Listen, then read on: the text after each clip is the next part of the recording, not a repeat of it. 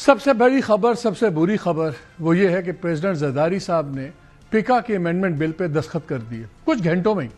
کل شام کو رات کے ان کو بھیجا گیا بل، اور اگرچہ پورے ملک میں احتجاج تھا جرنلسٹ باڈیز کا، جرنلسٹوں کا، صحافیوں کا، اور سب نے یہ ریکویسٹ کی تھی کہ پریزیڈنٹ صاحب اگر اس کو ڈیلے کر دیں اور شاید اس کے اوپر پھر سٹیک ہولڈرز انوالو ہو جائیں.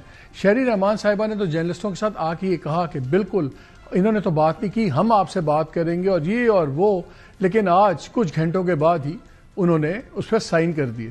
انٹرسٹنگ بات یہ ہے کہ ان سے مولانا فضل الرحمان صاحب سے نے بھی بات کی ٹیلی فون پہ، اور ہماری اطلاع کے مطابق انہوں نے یہی تسلی دی کہ میں اس کو ابھی ڈسکس کرواؤں گا، بات کروں گا، اور I am not going to sign them right اوے.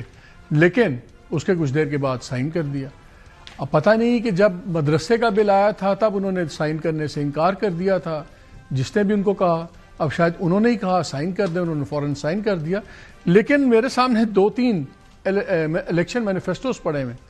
جو پی ایم ایل این کا تھا، انہوں نے کہا کہ ہم will be ushering Pakistan into a new era of information, کہ پاکستان میں ہم ایک نئے دور کا آغاز کریں گے. بالکل نیا دور کا آغاز کر دیا جہاں میڈیا پہ قدغن ہے اور یہاں پہ سچ بولنا، سچ سوچنا، کچھ بھی کہنا جرم قرار دے دیا گیا.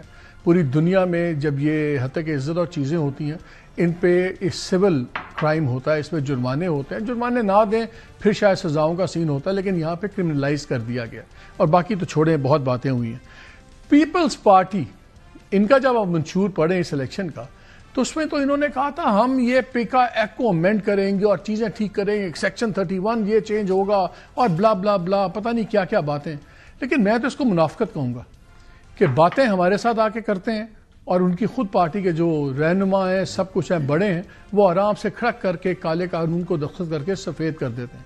اس پہ بھی آج آپ بات کریں گے کہ اب ہم جا کہاں پہ رہے ہیں.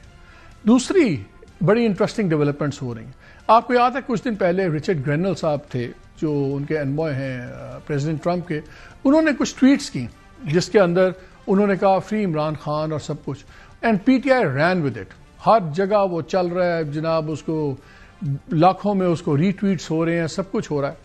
اب ایک بزنس مین آئے ہوئے تھے جینٹری بیچ، یہ ایک فنڈ مینیجر ہیں، وہ کافی بڑا امریکن ڈیلیگیشن لے کے آئے ہوئے تھے. انہوں نے آ کے اس بیان کی سارے کی تباہی پھیر دی. اب جتنے مسلم لیگ اور ان کے الائز ہیں، اب یہ اس کے بیانات لے کے بھاگ رہے. تو لگ یہ رہا ہے کہ پاکستان کی سیاست میں یا کبھی گرینل امپورٹنٹ ہوتا ہے، کبھی بیچ امپورٹنٹ ہوتا ہے.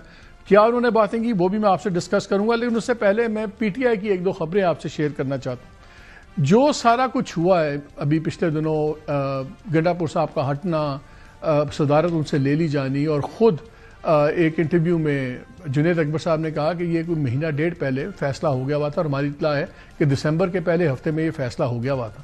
تو اس لیے وہ سٹوری ختم ہوگی کہ گنڈا پور صاحب نے خود کہا تھا کہ جی میں 2 آفسز کا بوجھ نہیں اٹھا سکتا.